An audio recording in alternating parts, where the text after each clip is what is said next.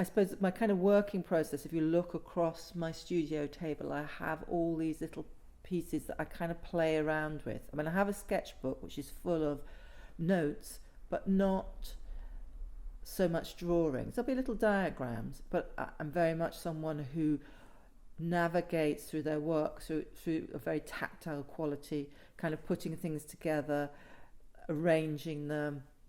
So it's almost like a kind of 3D collaging. I'm going to give some background to my piece in response to the call out, the colour orange word, ouch, pink noise. It kind of came at the perfect time, this call out, because I've been working on a much larger piece called 365 Days of Plastic, which is basically casting single-use plastic that we all throw away into our recycling bins. So I was already casting in single-use plastic, and I found this, it was an old container for salmon mousse. So it was these two kind of half spheres from a salmon mousse plastic container, and kind of the association with the word pink kind of pinged into my head, and so I used that as the mould for the piece. And then I was thinking very much about the idea of chords, as in chords and sound. And one of the ideas that's kind of running through my head was the whole thing about white noise and pink noise, and how white noise is that very high frequency, and pink noise is a much lower frequency. My partner suffers from tinnitus, and so for him, what soothes him is pink noise. They look slightly like headphones, so this kind of idea of clamping these headphones onto your ears and it would make you go ouch. And it also has a slight reference to Man Ray's iron, where he had the drawing pin stuck on it. I think it was called Gift. So I kind of cast the two spheres, and while I was casting them, I set in the threads to join them. And then once that came out of the mould and it was dry, I then put on the orange felt, so the orange circles. And I just love that idea of the kind of smooth plaster, which is just lovely to touch, is really smooth. And then the felt, which is a little bit, it's got a rougher texture. And then into that, sticking these pins. And the pins are entomologist pins, which belonged to my great-great-uncle, who was an entomologist and lived out in Egypt for a long time. And I inherited from him this kind of box of these ancient entomologist pins. So I used those. But then instantly, you say, kind of had that reference of pinning out. From that period of time, people will collect butterflies and pin them out. And then I've got a box of his old insects where they're all pinned. And I have to confess, everybody in my family collects dead insects for me and kind of gifts them to me in small matchboxes. So I find myself also kind of pinning out insects.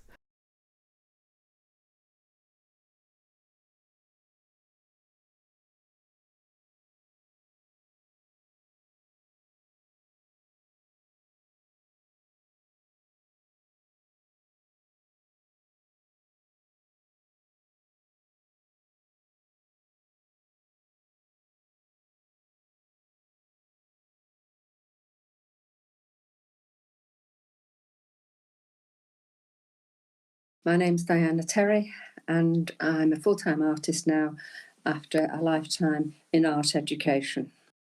My work is about the interaction of people with the landscape. This is generally speaking, and also personally, my interaction with the land around me and the pennines that surround me. The process was simple in that the subject matter is about my hearing loss. So it involved taking out my hearing aids and concentrating on the noises that are in my head all the time, because being deaf isn't definitely not being silent.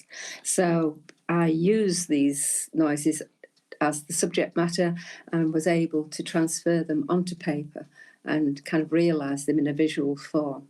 So this meant that materials were quite simple in that it was inks onto paper using brushes, sometimes sticks and pens, but fundamentally I wanted to get the essence of what these noises were like in my head.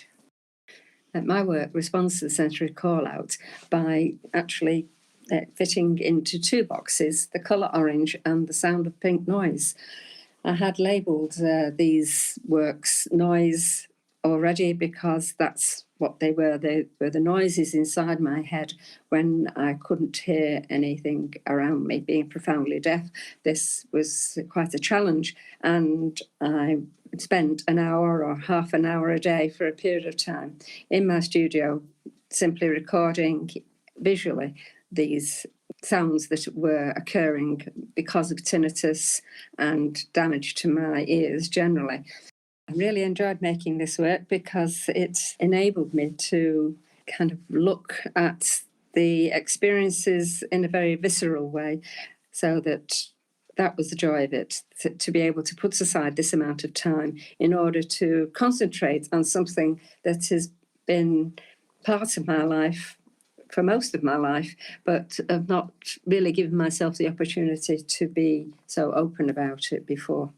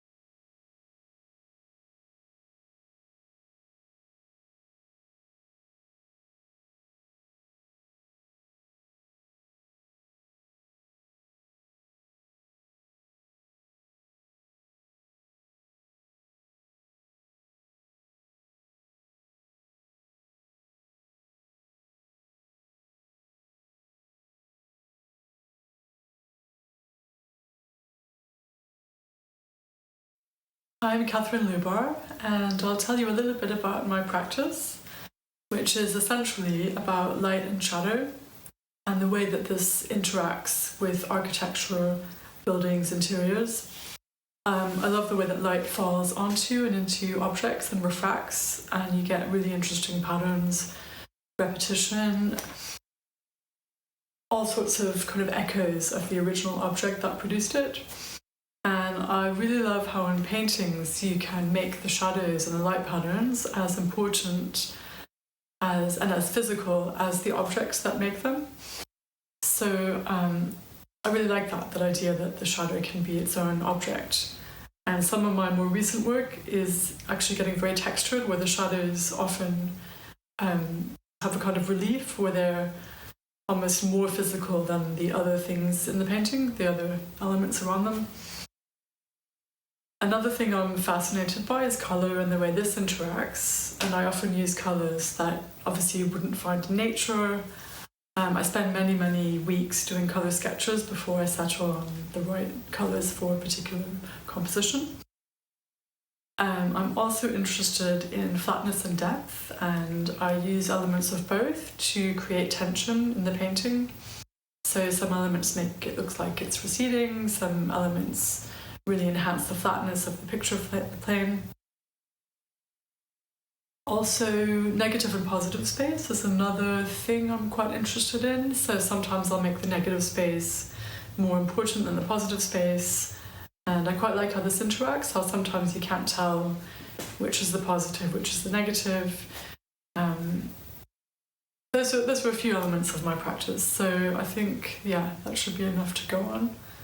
Thanks very much.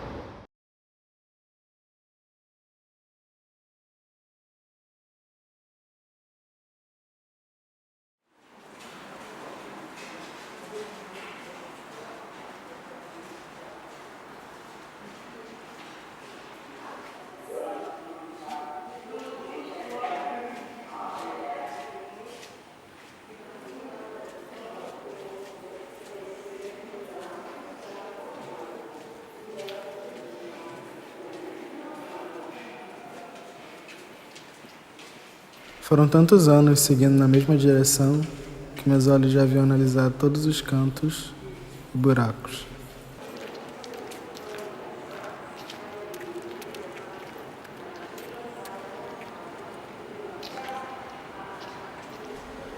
Eu vivia bem perto dali, em Deodoro.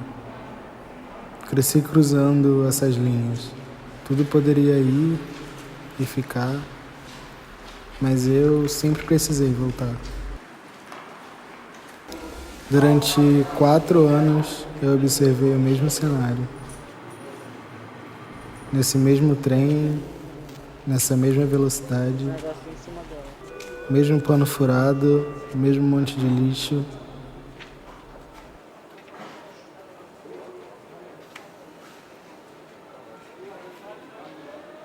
Quantas vezes eu estive olhando também, antes mesmo de avistar.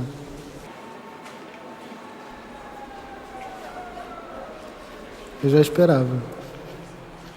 Em 2018, eu decidi que iria correr contra um trem. Eu apenas imaginei a situação. Depois que percebi a minha individualidade, a limitação instituída pelo Estado do Rio de Janeiro,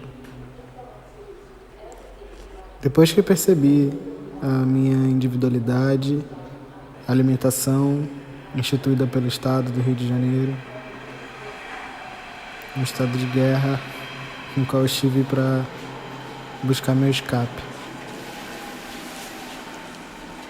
Aferro em português significa com ferro, com garra. O ferro remete à linha ferroviária, minha mobilidade paga o Estado. Olha aqui para a câmera. Uma única rota de fuga, essa possibilidade inalcançável que apenas se sabe caso se tenha. Flui sobre refletir, mas também sobre a exaustão desse ciclo.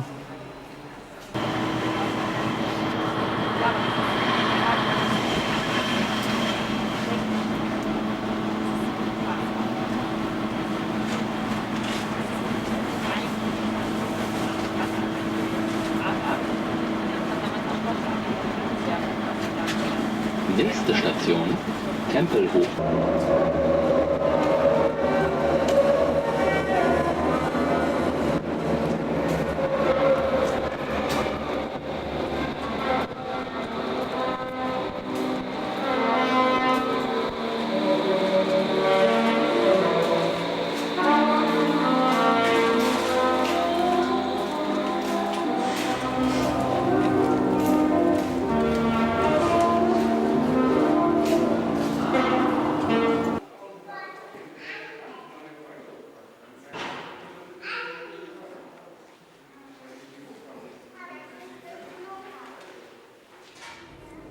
Eu me vejo exatamente ali, exatamente.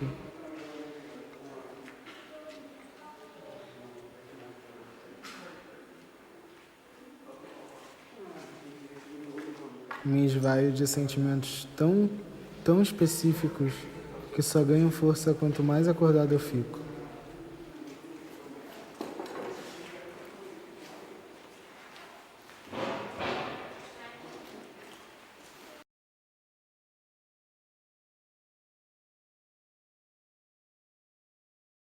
I'm Alabama 13. I'm a largely self-taught, working-class disabled artist based in Leeds. I work predominantly with photography, embroidery and sound. My work is focused a lot around bodies, spaces and places, be that public or private, and how we experience and occupy them both as individuals and as a society. A lot of my work is sort of underpinned by my love of horror, and I'm particularly interested in the concept of non-conforming bodies as an act of defiance and challenge to predominant sort of traditional power. A lot of my work is specifically referencing my own personal limitations, exploring, navigating, negotiating my memories and senses in the spaces and places I occupy as a disabled woman. My work is 2 Polaroid images that have been stitched over the top with cross stitch, and the cross stitch is actually a representation of Braille, so it is spelling out words in Braille. The main image on the photos is a kind of very glaring, jarring street light. One of the images is predominantly in pink and one is in orange. The piece is called Noise because the initial sort of element that really came through for me after making it was how noisy the street lights felt to me. And I also felt there was interesting in the context of using the Braille, which, like I said, is cross-stitched onto the photos, and it actually spells out the word ouch on both photos, and then on the pink photo it spells out pink noise, and on the orange photo it spells out orange. And I guess, like, because Braille is like a silent language, I like the juxtaposition of the visual loudness of the image, but that silent language. So I landed on the noise. Also, I like to call all my pieces of work the something, and I'm not really sure why, but my brain just likes the consistency of that. My work at the moment is very tied into the fact that I've been shielding for the last year during the COVID pandemic. Even though I'm quite used to living an isolated existence, as I've got a medically suppressed immune system, which means other humans and their germs are quite an issue for me at the best of times. It's still been quite an unusual situation, being classified as clinically extremely vulnerable. It's a label that brings, it's quite an emotive label. Also, hearing other people speak and feel so negatively about their lives when that's kind of what my life is like all the time, it's that's had an impact on me as well. And so this piece and a lot of my other work recently has been sort of very focused on the feelings around that, and about feeling so isolated, about my whole world feeling so small. Physically, my work is very small as well at the moment because I have very limited physical space to create my work in. So working very much on, small photographs on Polaroids and things like that. But I also think that there's, in a broader, less physical sense, there's a reflection of the smallness of my world in general. A lot of my pieces, including this one, include images that I've taken through my bedroom window. And so I guess there's that sense of constantly feeling like I'm sort of like on the inside looking out. This work was made sort of in a very similar way to a lot of my work at the moment. I use the camera on my phone to take photos. A lot of the time, as in this piece, I'm taking photos through the window of the room that I've been shielding in. Then I use editing function on my phone and I play around with the colours a lot in the images. I like to create a kind of sense of surrealism with the use of colour. And, I think that kind of reflects how surreal my life feels a lot of the time. I don't use a regular camera because I have a lot of issues with my joints and I find them really difficult to use. So yeah, I've got used to taking my photos with my phone because it's nice and small and compact and light. But I do really like having an actual physical photo. I like the tactility of an actual photo. So what I use is a device called a Polaroid Lab, which allows me to print photos off from my phone onto Polaroid film. Then once I've printed them out, I sort of grid out the pattern that I want to stitch over the top. In this case, it was the cross stitch to represent the Braille alphabet. Then I prick the holes through the photo and use embroidery thread in this case to stitch that onto the photo. And then with these ones, what I did was actually use the cartridge to frame them. The pink noise and orange aspect are quite apparent when you see the work. Obviously, both of those colours are featured in the photographs. One of the images is very predominantly pink and one is very predominantly orange. As I mentioned before, I've used all of those words, the ouch and the pink noise and the orange, and stitched those onto the photos using the Braille alphabet. I've stitched those on using cross stitch. But I think that there's an element with the ouch side of things that very much relates to my own experience of shielding. There's an element of the pain of being confined to a small space, the sadness of only being able to see the outside world and that particular view through the window of the room that I'm shielding in. But also on a very, very basic level, that street light that I took the photo of is so bright and it glares through into my bedroom every single night and wakes me up, and that just feels very, very ouchy. I did enjoy making it, and I was really, really excited to see a sensory call out in particular and be able to respond to it, because that's one of the directions that I'm really hoping to develop my work into, more sort of a more multisensory immersive experience. So it was a great opportunity to take some tiny steps towards that. I'm really interested in how we experience life through our senses and how different senses might overlap. One of the things I've been working a lot on recently is like how you might be able to visualize sound, but also I'm very aware of like how inaccessible some art can be to people with disabilities. And I've been thinking a lot more about how I can make the experience of my work more accessible to everyone. It feels like it's a really integral part of my developing practice. So yeah, this was a great opportunity to start really thinking through some of that, albeit on a very small scale and with limitations of, you know, it being an object that is placed in a virtual environment. One of the things that was really great, though, is that it did actually start me thinking about how something like touch might be replicated in that kind of virtual environment.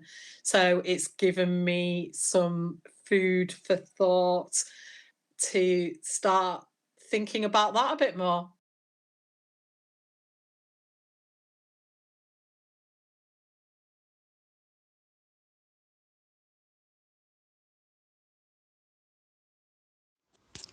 My name is Yael Kaplan. I'm a photography artist working in the medium of photography, drawing, video art, and installation. In my work, I often deal with abstract. I would intervene by painting on top of the photographic image itself.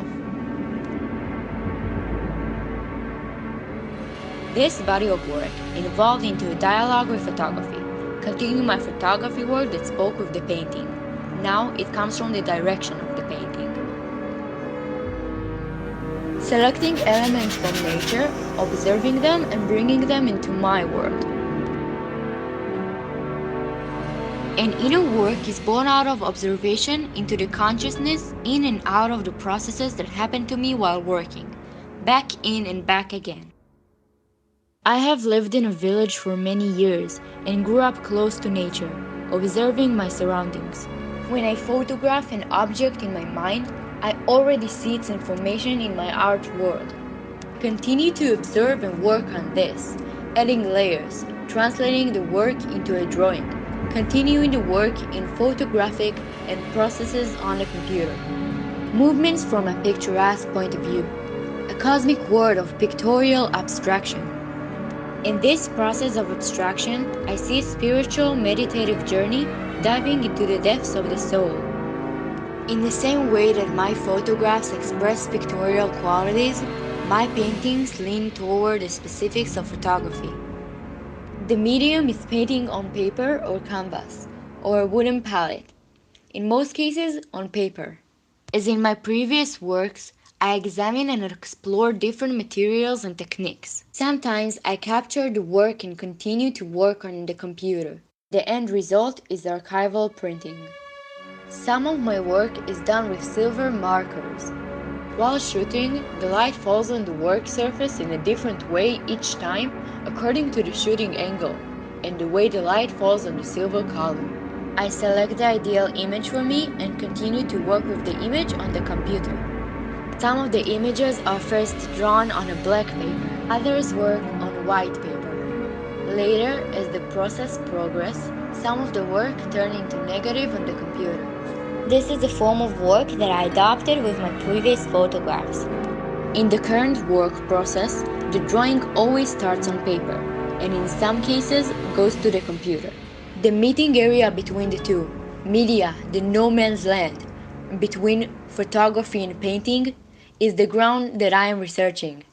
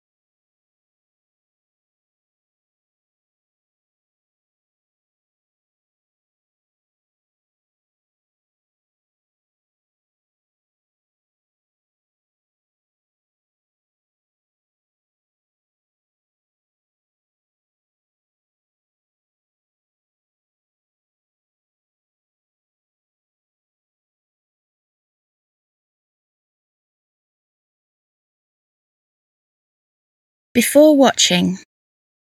This is a film work that is presented in 3 different ways. You can choose how you experience. Film with captions, film with narration, narration and audio.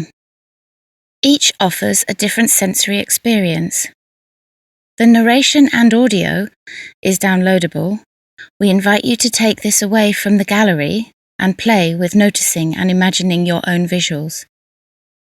Headphones and a cup of tea come highly recommended. Take a moment to plant yourself. Remember that the backside of your viewing device exists and is closable. That your clothes have texture and that you might need a wee after I suggest you might.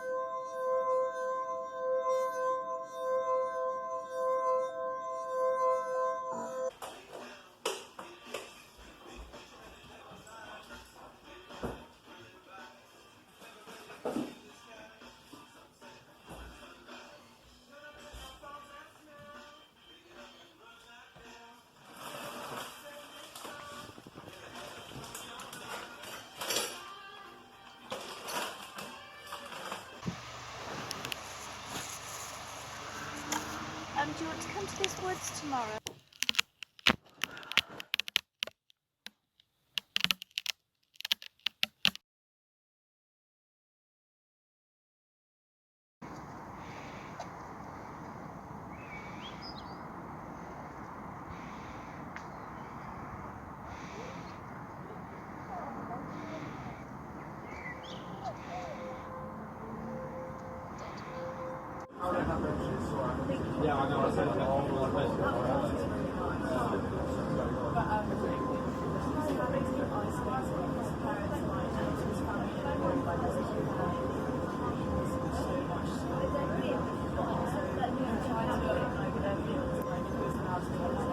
You're insane.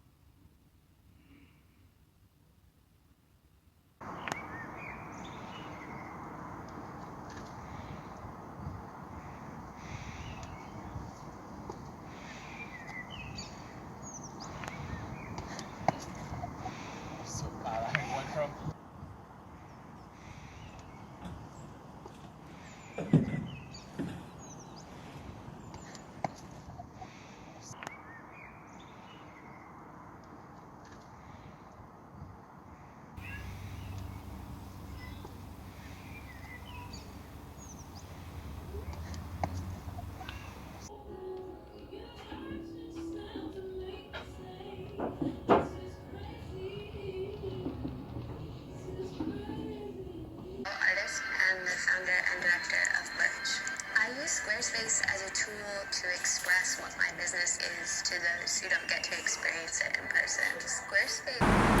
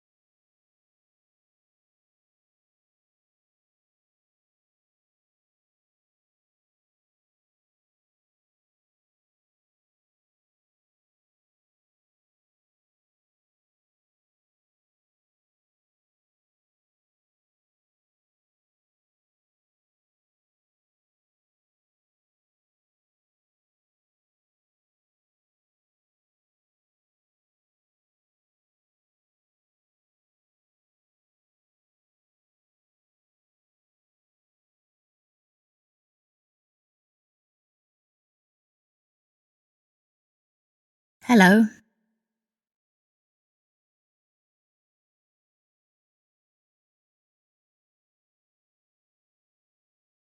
You've made it.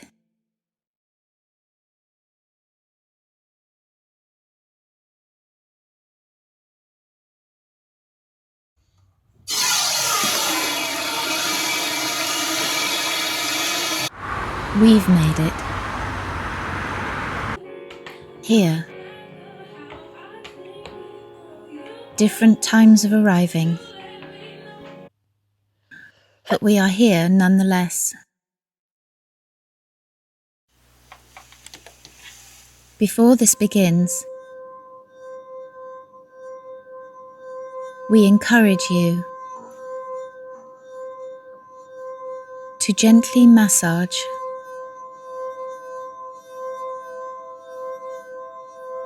your face.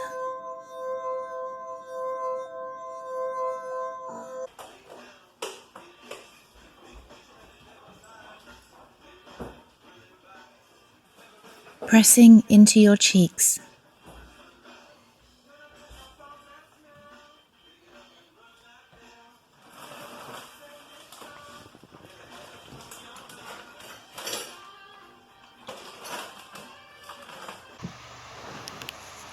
And forehead. Do you want to come to this woods tomorrow?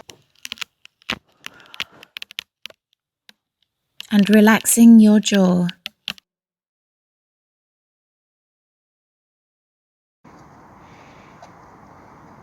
This is an idea.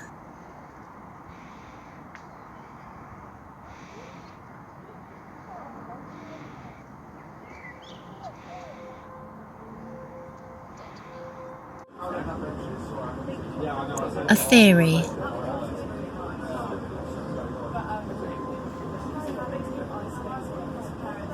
About 4 children who'd eaten too many apricots. You're insane.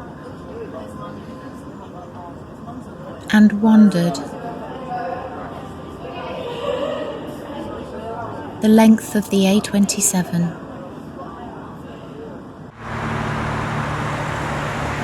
One boy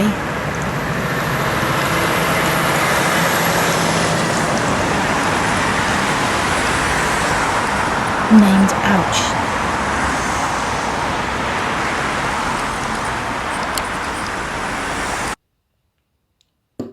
with a fascination for circles and dry leaves.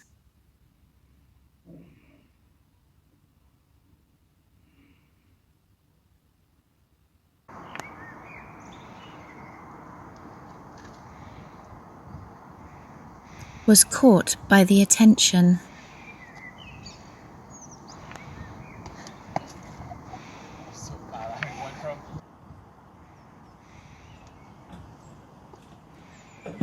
of 13 traffic signals.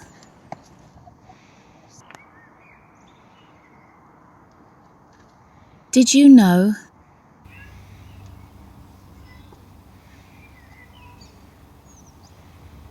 tangerines increase oxygen supply to the brain? Artist and the founder and director of Birch. I use Squarespace as It's a tool funny. to express what my business is to those who don't get to experience it in person. Squarespace. None of them thought it very likely. Least of all, Ouch. With his pouch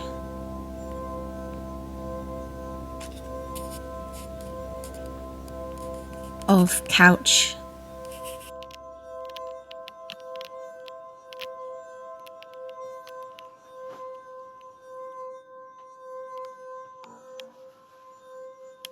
Potatoes.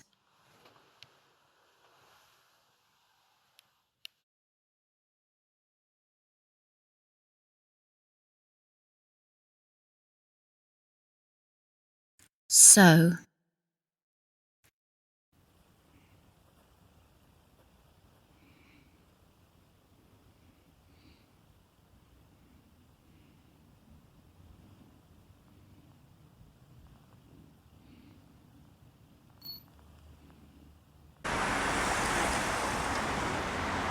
These apricots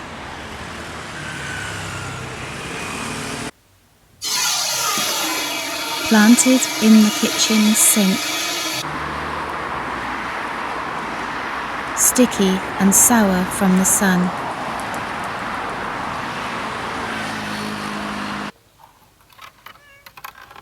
Washed in yesterday's rain, were discovered outside the petrol station.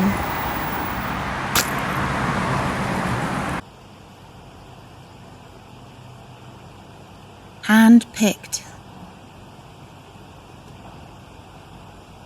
They followed the signs. Glowing red and amber.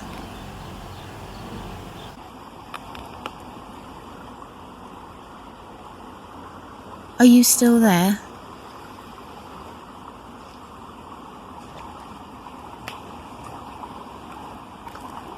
Do you have any feeling in your own feet?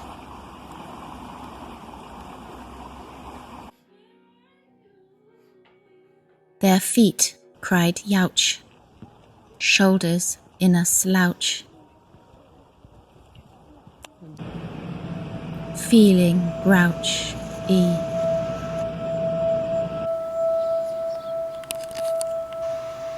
The 4 children wandered.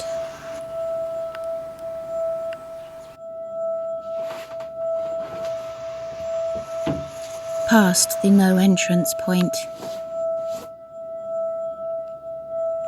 Where did they go? Swallowed by the orange sunset.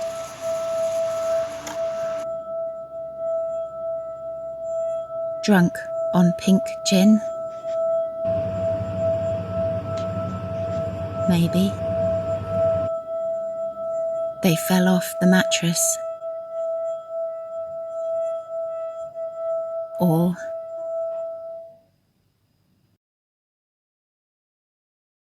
are sat on the wall.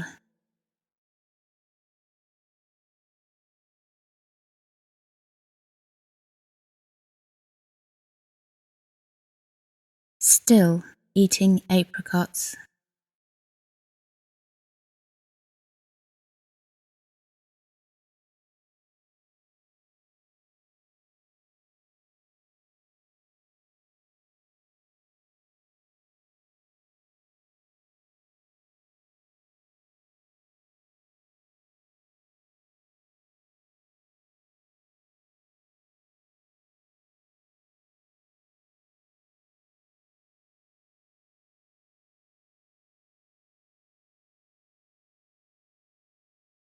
Hello.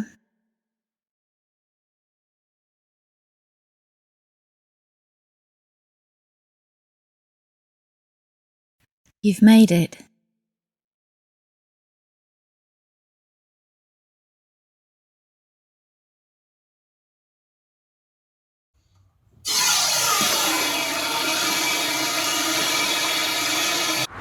We've made it. Here. Different times of arriving. But we are here nonetheless. Before this begins, we encourage you to gently massage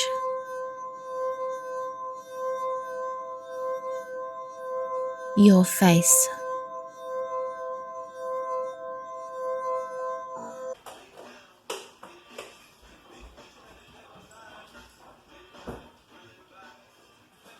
Pressing into your cheeks.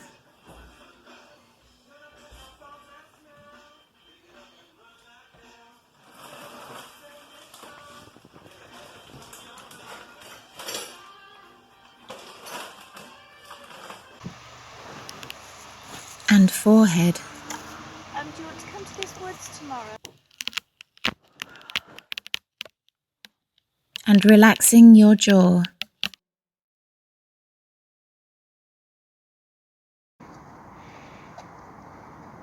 This is an idea.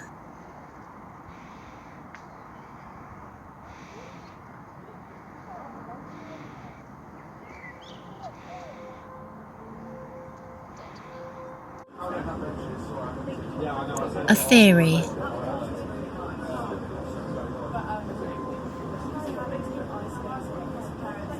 About 4 children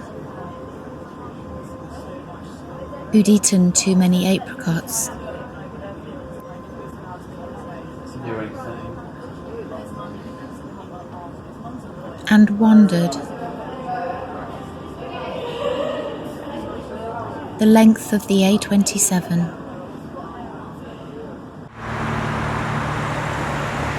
One boy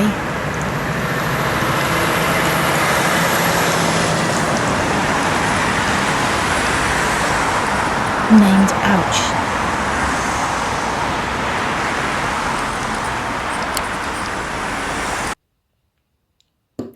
with a fascination for circles and dry leaves.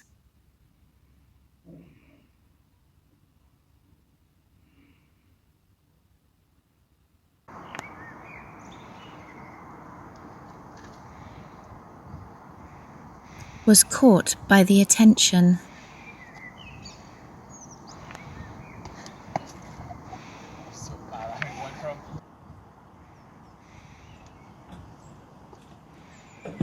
of 13 traffic signals.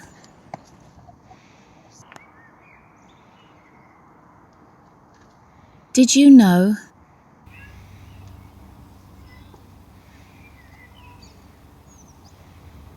tangerines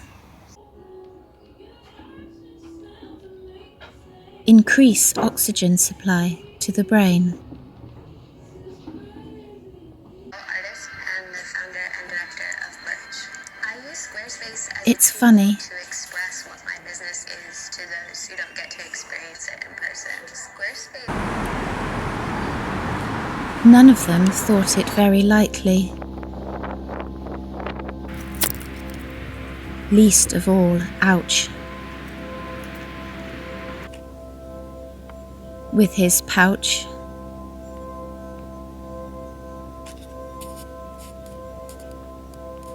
of couch.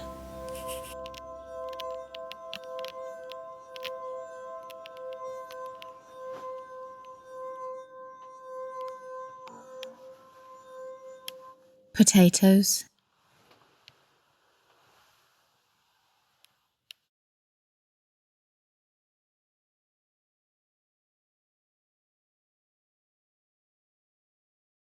So,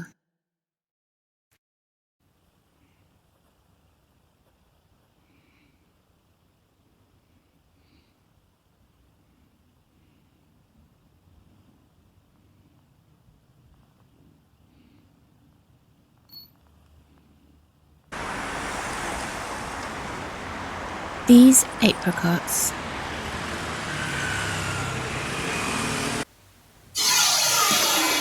planted in the kitchen sink,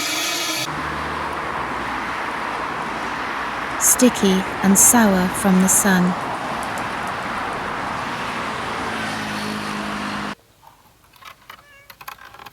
Washed in yesterday's rain, were discovered outside the petrol station.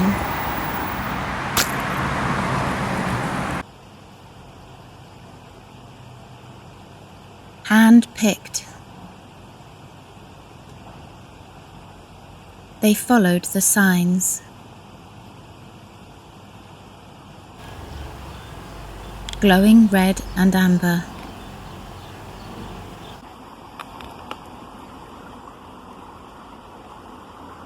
Are you still there?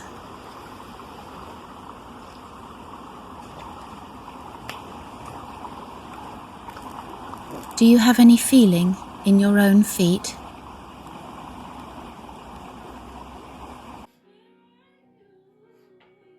Their feet, cried Youch, shoulders in a slouch.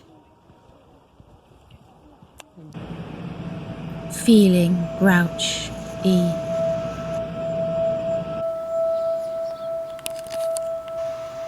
The 4 children wandered.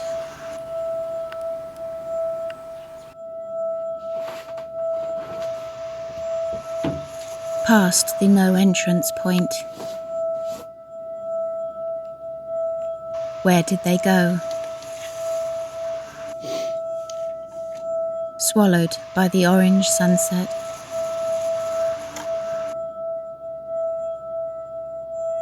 Drunk on pink gin? Maybe. They fell off the mattress. Or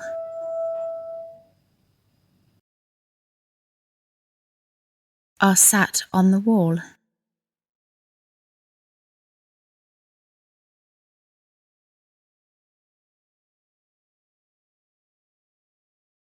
Still eating apricots.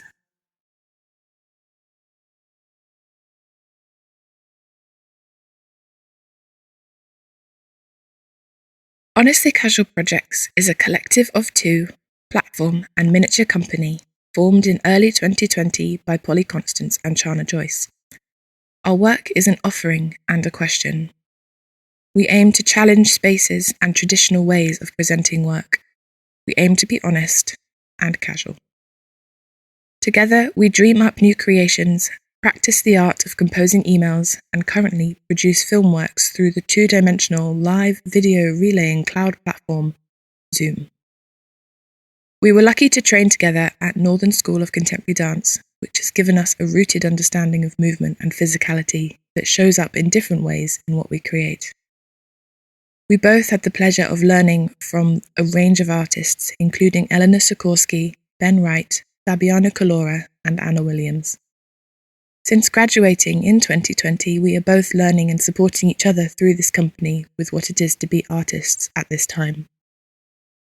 We are currently dreaming up a live work that imagines the future through the declaration, "The future is," and we look forward to this coming to life.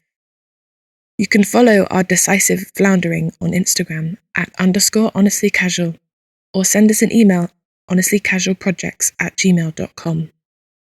We began the journey of They Followed Their Feet 3 days before the deadline date, 1 day before the November lockdown. The last-minute choice to make a new film sparked a process of spontaneous decision-making and a need to be resourceful. We gathered together a collection of unused film clips we'd taken over the past year and set off to make new visuals that could provide a common thread. Inspired by the music video for Brazil by Luke Abbott, we used subtitles to accompany the visuals, adding another layer that could shift how the clips were interpreted. As the process unfolded, we recognised the limited sensory engagement when watching work through a screen. We wanted to somehow incorporate those elements we missed from live performance.